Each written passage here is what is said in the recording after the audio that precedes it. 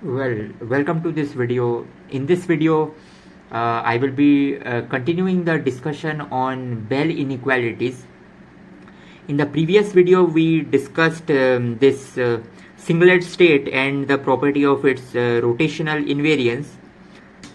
In this video, we will be discussing the setup. We will be clearing up the various probabilities that will occur here and the expectations, and we will try to give a view of the setup. So the point is, we have two parties, Alice and Bob, to understand this EPR argument and further the Bell inequality. Two parties, Alice and Bob, and they share an entangled bit which is a singlet state. Now it may be created by such kind of decays. For example, there is a particle which has the spin angular momentum as well as orbital angular momentum as 0, and it simply decays at some time. It can be some like the pion or meson, and when it decays, suppose it gives pair of particles, like one is electron, one is this positron, and to conserve the total spin angular momentum, the state will be described in this particular fashion, and the description of the state remains same in whatever basis you choose. So without loss of generality, we can choose the basis to be the basis of Alice, because Alice and Bob, they both are separated far away. They are separated at distinct cities or distinct locations. They can be even spatially separated from each other, such that not even light can travel. And they both have a measurement apparatus which is simply the Stern-Gerlach apparatus, with orientation about some axis A and some axis B. And because of this state's rotational invariance, we can think that this state has been written in the Alice's basis. And we are using the computational basis to coincide with the Alice's basis. Now you see, Alice gets an part of the Hilbert space of this particle 1, which can be said the Alice particle, that is an electron, and then this is Bob's particle. And now Alice performs this measurement, and we know that given a Stern-Gerlach measurement, the output or the outcome is the eigenvalues which are plus or minus 1. So suppose now Alice gets a plus 1 outcome.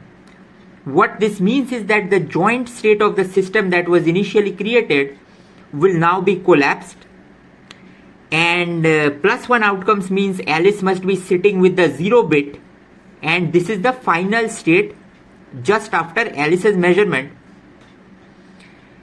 And now Bob does the measurement in some basis B plus B minus, and that basis is making some angle with respect to Alice basis.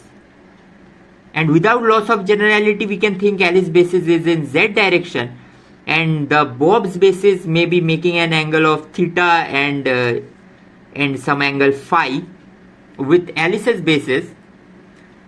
And once we have that, we know what are Bob's state, the plus state and minus state.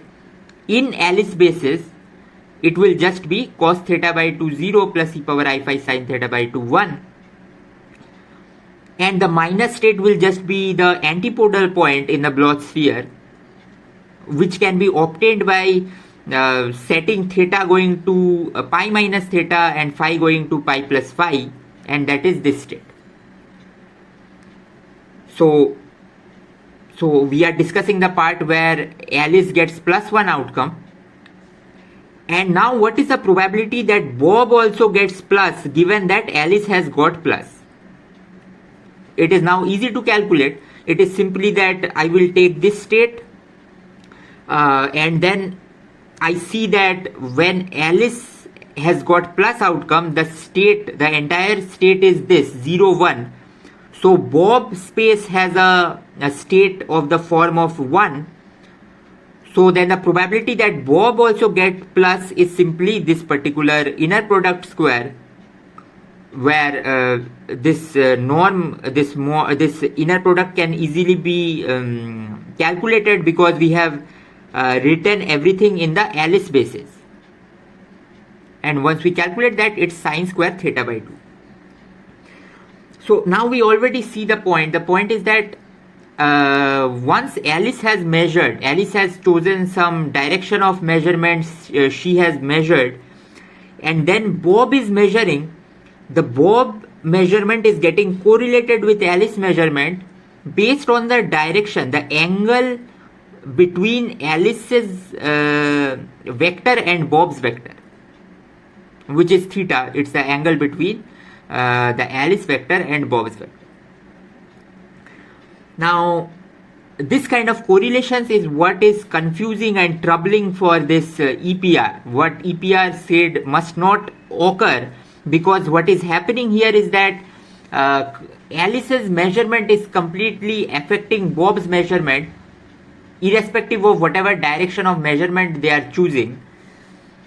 So now we can calculate what is the probability that Bob gets -1 given Alice gets +1. It is just this inner product, and this is cos square theta by 2. Now this was when Alice gets a +1 outcome, but Alice will get +1 outcome with a probability half because of this factor here, and Alice has these both choices to her.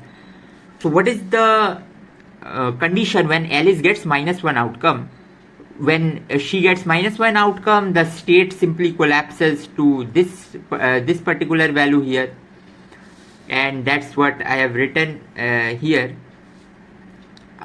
And now what is the probability that Bob's get +1 given Alice has got a minus is simply this inner product, and Bob gets -1 given Alice has got -1 is this product. So once we have in our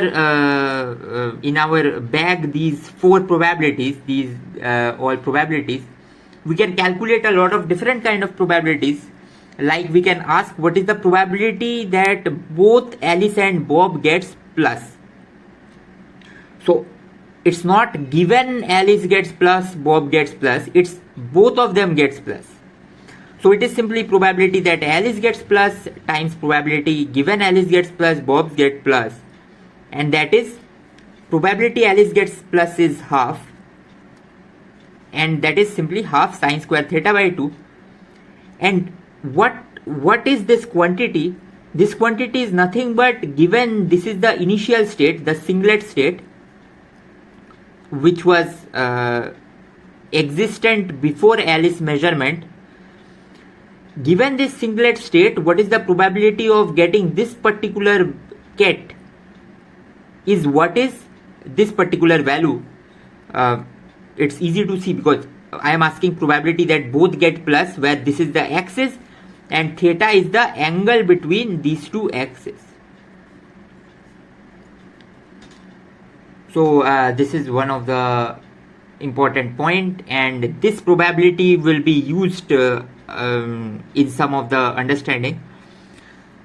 And the next point is the definition, and this definition must be properly specified. That is, let's denote A of A, where this A is the axis, and this A, what is this A is that value of component of spin along the direction A.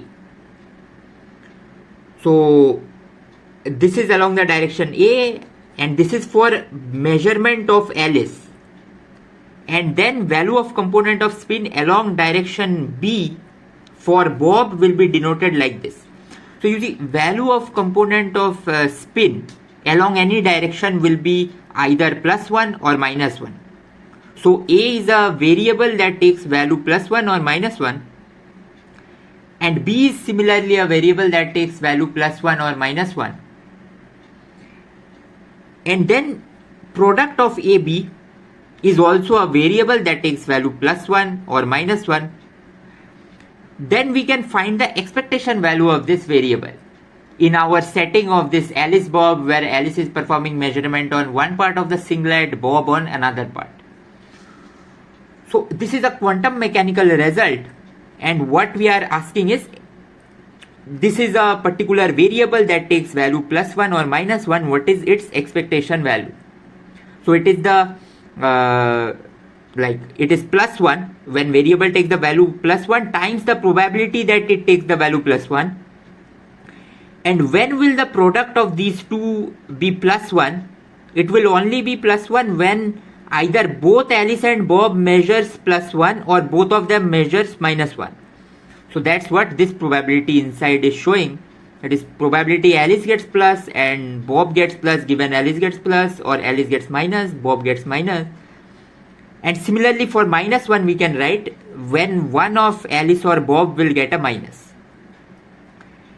And then this probability is all we have calculated, and we can solve for this. We will get minus of cos theta. That is simply A dot B. And in the previous video we saw that this is simply the expectation value of this operator. And now it is quite obvious, because the expectation of this operator for the state, singlet state psi, it is nothing but the product of this particular expectation value, where each of this is the value of component of spin along Alice, this is value of component along Bob, and this is the expectation value. So that's all for this video.